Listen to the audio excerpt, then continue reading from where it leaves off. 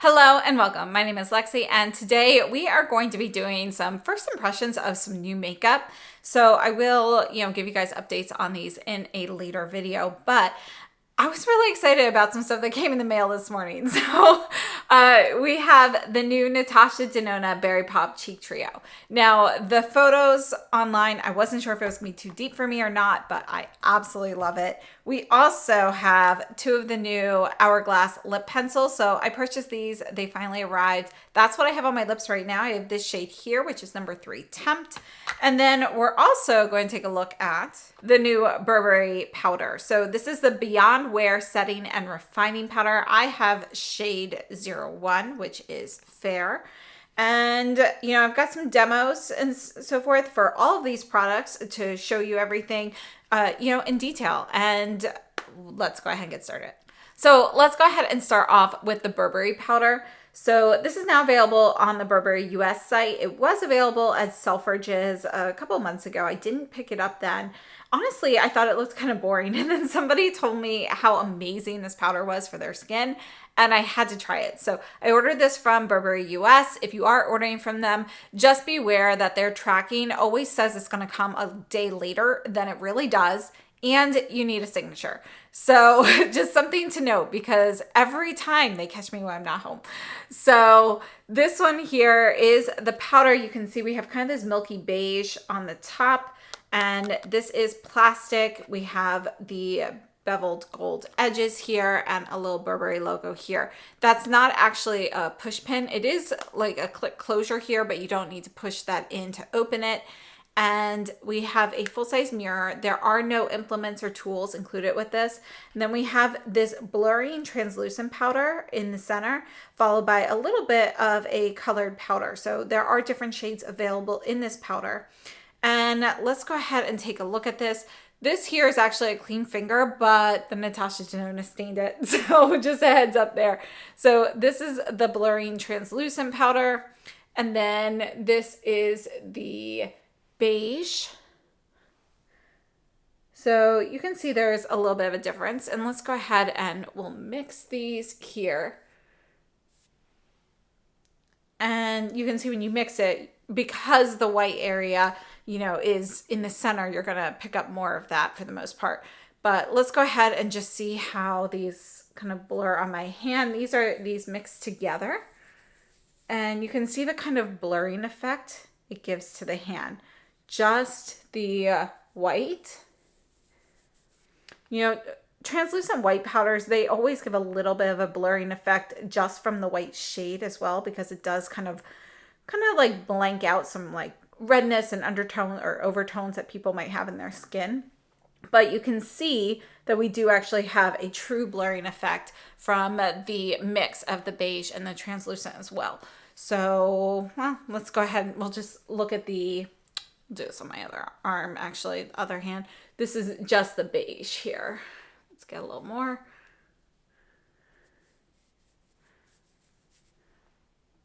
So you can see there is going to be a bit of a blurring effect with the beige as well.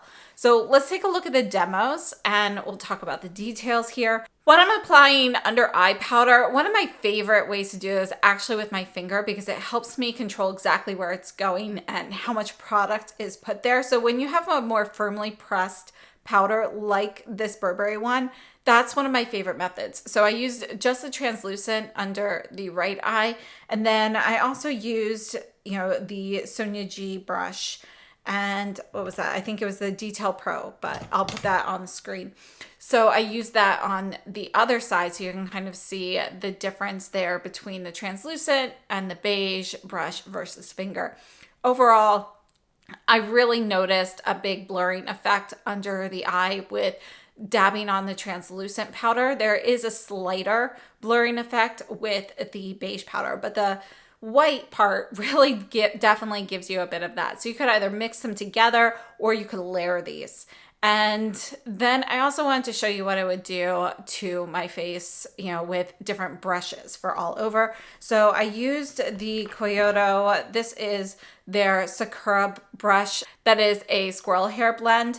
And so that one's a little bit more dense. So I put that on using that brush on the right side. And then I wanted to use something incredibly fluffy and light and airy. So I used the Ihodo Kingfish brush, which they actually have this handled now in a few different styles, but this is going to be in your paddle style. It's one of my absolute favorite powder brushes. I love this shape. Actually, it was this brush that made me love this shape. I never loved it so much until I had this one.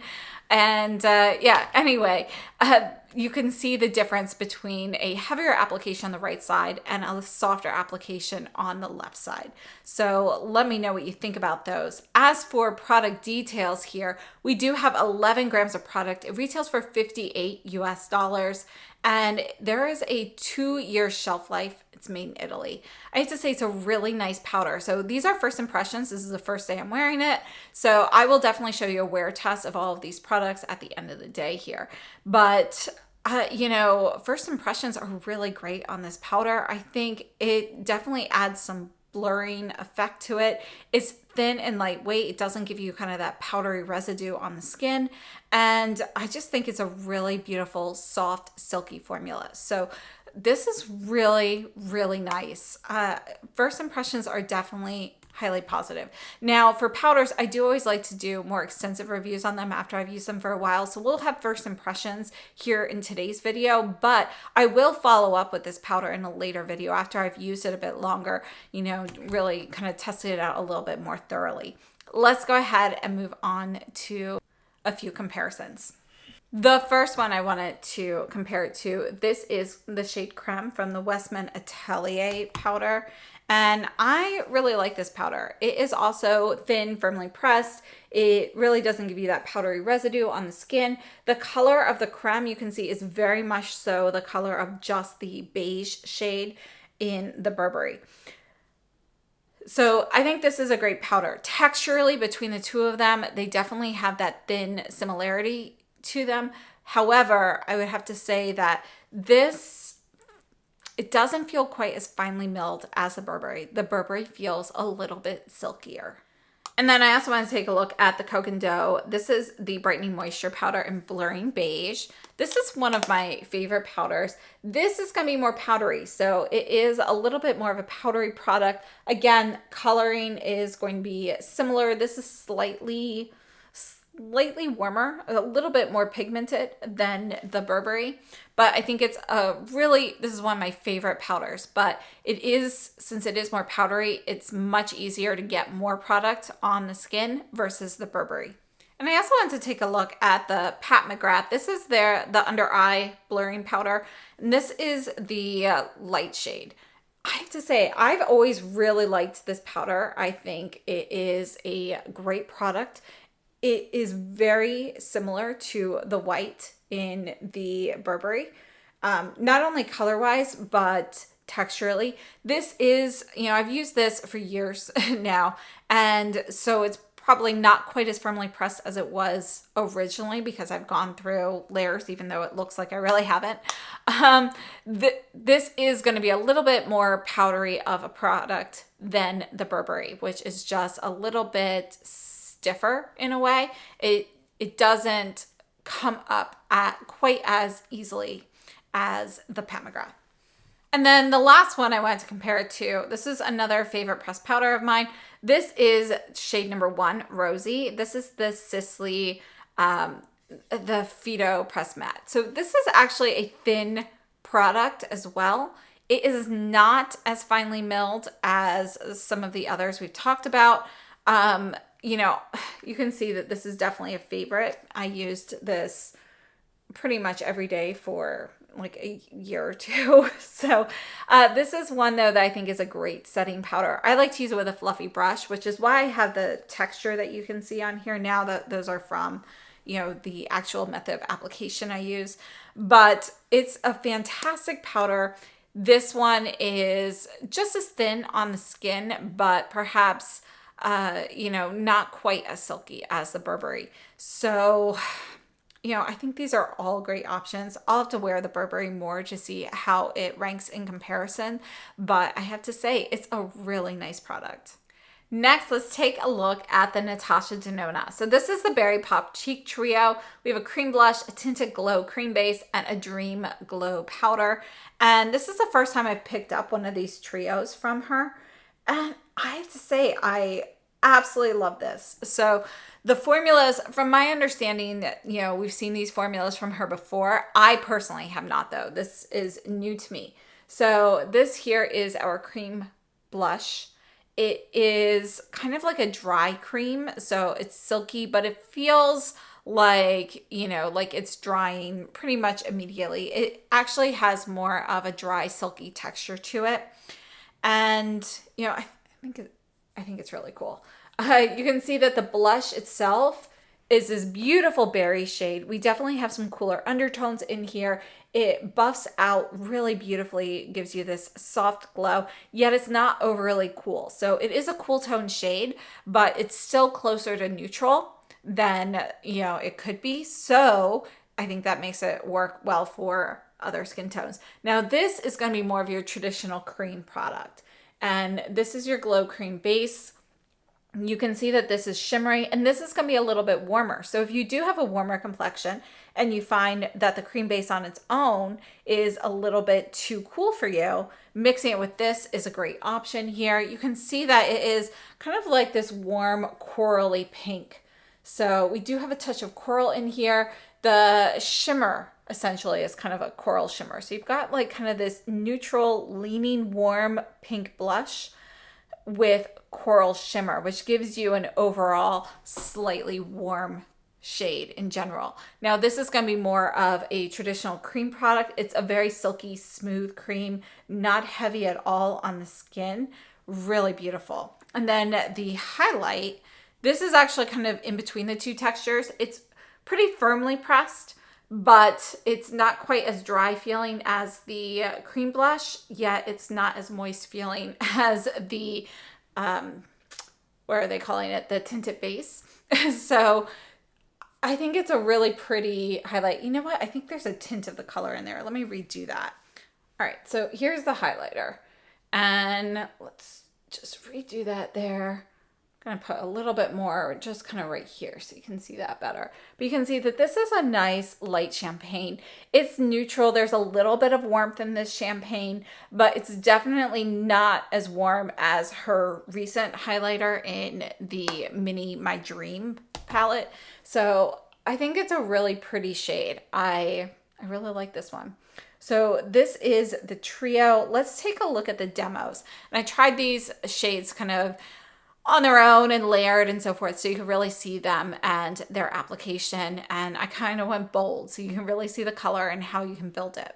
According to the NATASHA DENONA website, this Berry Pop Cheek Trio is inspired by the My Dream Cheek Trio. So I didn't pick that one up when that was available, but from my understanding, you've got kind of the same formulas here. So we have the Soft Berry Trio with a blush and highlighter shades and lightweight formulas to give your cheeks an effortlessly fresh, healthy looking glow.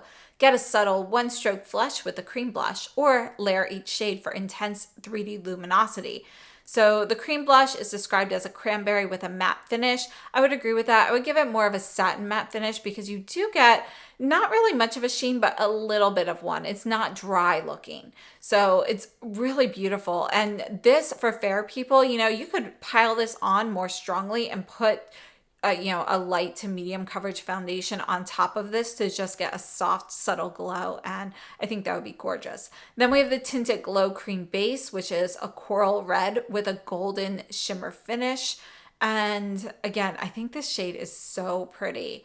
I really like this. I like the formula. And the Dream Glow, you know, it's an icy pink champagne with a shimmer finish. So when I first removed the first swatch, thinking that there was a little pink in there, you know, as you could see with the second swatch, I used a completely different and clean finger. There really is that little hint of berry pink in there. So product-wise, the cream blush, we have 2.5 grams of product.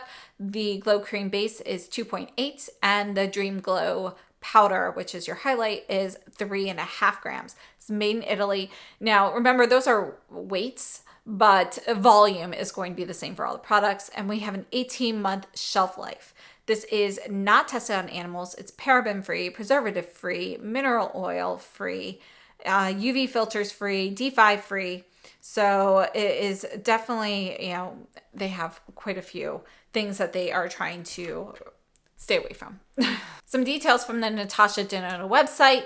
The cream blush, the one that is matte, it combines advanced gel technology with a unique resin for one-stroke creamy coverage and a subtle flush finish.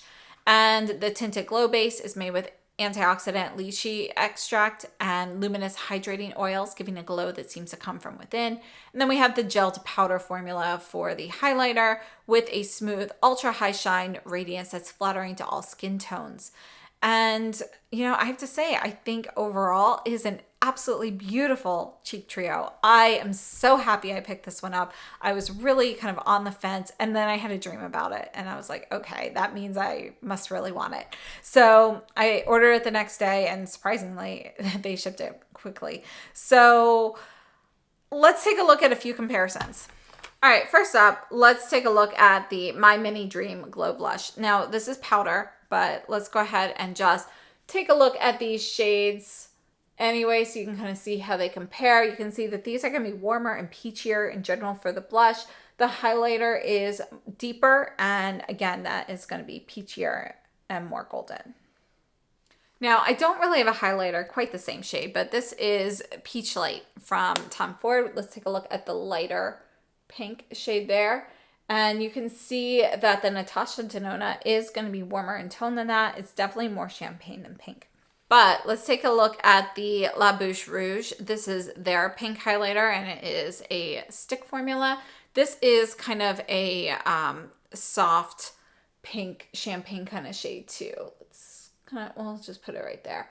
You can see that this is, I feel like it's hard to see unless I kind of build that up. But there you go. You've got kind of this more warm pink with some coral in there. So shade-wise, I don't have anything quite like the NATASHA DENONA. For blushes, I want to take a look at, this is the Viola FR in Aisa. And let's go ahead and see how this shade compares. This is a soft matte blush. We have kind of this marbled effect, so you can kind of customize your color. You can see that this has a little bit more purple in it, whereas the NATASHA DENONA is going to be a bit more pink. It's a little bit brighter, but they do, they are fairly similar. And then this is Pop It from Westman Atelier. And you can see that this here is going to be a brighter pink fuchsia. Doesn't have quite as much berry in it as the NATASHA DENONA. This is really more just bright pink, whereas the NATASHA DENONA is more, definitely has more berry in there. If we were to compare what kind of berry it is, I would say that this is kind of like a crushed raspberry with maybe just a little bit more purple in there. Maybe just like, let's say, crush 10 raspberries and add 1 blackberry into the mix. And that's kind of the color you're getting here. Whereas this is definitely going to be more like dragon fruit pink mixed with, some maybe like deeper red raspberries. And then one more. This is Ritual de Fille. This is their nectar bombs. This is the shade Glasswing. You can see that this is going to be more berry. This is going to be a little bit cooler. It's also a little bit deeper and moodier. Now, these balms, though, are great. These really sheer out well. Highly recommend those. Now, this is the Gucci powder blush in Intense Plum. So this is number 9. I just wanted to see how this compared. We're going to squeeze that in right there. Yeah, you can see that the Gucci, it's going to be a little bit more red. It's a little bit warmer, but it does give you a similar vibe. This is one of my favorites too. I love this shade. And then the last comparison here, this is the Sisley Lafido blush in number 2, Rosy Fuchsia. And let's put this one right here. It's more pink. This is going to be more similar to the Westman Atelier. And yeah. I don't have a shade quite like the tinted cream base, but I did want to take a look at this. This is the Sisley blush in number 4, Golden Rose. So this is going to be kind of like a warm corally pink with a golden reflect. And this is kind of like your cream gelled powder kind of formula as well. But you can see this is going to be significantly warmer and lighter, but it does have kind of that similar reflect to it. Oh, one more. This is the Dior Rosy Glow. This is just shade Berry. So these aren't really going to match, but I did want to compare this in case people have this. But you can see that this is kind of your moodier purple, kind of like a dustier purple, but this definitely has more grape in it. So you've got more of those blue tones in there. And again, this is the NATASHA DENONA here. So overall, I have to say, I think that this palette is gorgeous. I really like it. I'm so happy I ended up picking this one up. I think it gives you a really beautiful soft blush. So I have this on lightly now, but you can see in the demos, it really builds up nicely. And it's definitely a product that you could put underneath foundation if you want to, you know, layer that on top for a soft look, or you could put this on top. One of the great things is that matte cream blush, it actually really sets. So you put that on and, you know, give it, 30 seconds to a minute and it's going to set. It doesn't really budge. The cream blush, that's a little bit creamier. I would say it doesn't set 100% like the matte one does, but it does set, it stays put really well. And the highlighter is a really nice formula as well. So very happy with all of those products. Let's move on to the Hourglass lip pencils. So do I mention they come with a sharpener, and then I picked up 2 of the shades. So these are called the Shape and Sculpt lip liner. I picked up shade Tempt, which is number 3. And I have to say online, I thought it was going to be like a cooler tone pink. You can see it is really going to be more of a rusty neutral. That's what's on my lips right now. You definitely have a bit of brown in there. You've got some peach. It definitely has warm undertones to it. And then I also picked up shade 6 Silhouette. And this is going to be more of your burgundy red shade with a touch of berry. So I wanted to take a look at this because I'm still looking for a replacement for my favorite Chanel red shade that is discontinued. So let's take a look at the lip swatches for the pencils while we talk about these. The Hourglass Lip and Sculpt pencils retail for $29 US. I purchased mine from the Hourglass website. You can get 10% off. I have a code. I'll put that on the screen. And this is an ultra creamy, transfer resistant lip liner that defines, shapes, and sculpts lips for soft matte color that stays all day. So again, I'll have a wear test for this, so pay attention to those swatches. And it says, according to Hourglass, experience full coverage color that doesn't smudge, feather, or fade. Infused with nourishing jojoba oil, this ultra creamy, highly pigmented lip liner effortlessly glides onto lips without skipping or tugging, allowing for precise application for fuller looking lips. And we have 0.04 ounces or 1 gram of product here. And I do want to mention, as you're watching these lip swatches, in between the lip swatches, I was wiping them off with a microfiber cloth and, water and so forth. And you can see that with the shade 6, I showed you how well that stays. That was just on for a lip swatch. So it was on for like under a minute. And that's how well that lip pencil really stays. So I have to say, I think that is pretty impressive. We'll see how it lasts in the wear test. Again, I'll have that on the screen here. So these have a 1-year shelf life, and it says 1 gram of product online, but on the pencil it says 1.2, and they are made in Germany, which is pretty common for, your lip pencils and eye pencils. And what I really like about this formula is it goes on creamy. So when I'm first applying it, it feels so creamy that I'm like, oh, I wonder how well this is really going to last. But within 30 seconds to a minute, that sets down. So that lip pencil, it becomes more matte. These are pretty weightless on the lips. So I like to have something emollient on my lips kind of at all times. So they do feel, I wouldn't say that the lip pencils themselves feel dry, although shade 6 feels more dry than shade 3. I think the deeper pigments make it a little bit drier. But because I'm so used to having something emollient, my lips do feel a little dry and I want some gloss, but I'm leaving it this way for the wear test. So anyway, I think overall it's a really nice formula, very easy to apply. they really, I think Hourglass, their eye pencils last year were pretty impressive. And I feel like a lot of times a brand has either a good eye pencil or a good lip pencil, but very rarely do they have both. Sisley's really the only one I can think of that is great with both formulas. And I have to say, I'm adding Hourglass to that list. So I'm really impressed with how they feel. Now, I am a little disappointed by the shade range, and I hope that they expand this because, you know, I really wanted a cooler pink nude, and they don't have one. So this is the mid-tone pink beige in shade 3, Tempt. And then 6 is described as a deep red. And again, that's going to be more of your cooler tone burgundy red. They do have another red there as well called Insight. And so, yeah, overall, I'm really happy with the formula. I think the formula is great. The pencil itself's really easy to use. We'll have to see how they hold up over time, as in like months, to see whether or not, you know, sometimes they can dry up in the pencil casings and so forth. But I have to say, I'm really impressed with these. So let's go ahead and do just a few comparisons. So this first one I wanted to compare here, this is Jones Road. Now the Jones Road formulas, these are going to be a drier, more traditional pencil. They really last really well. I really like them for precision. You can see that this shade here, which is called Nudiste or Nudist, this one is going to be a little bit more brown. It's not quite as peachy as shade 3 Tempt from Hourglass. Another favorite lip pencil of mine, this is Esum. This is the blushed duo, but we're going to take a look at the warmer side here. Let's go ahead. We'll put it right here. You can see that this shade is going to be similar. You can see that the Esum is a little bit lighter. There's a little bit less of that terracotta vibe in the Esum.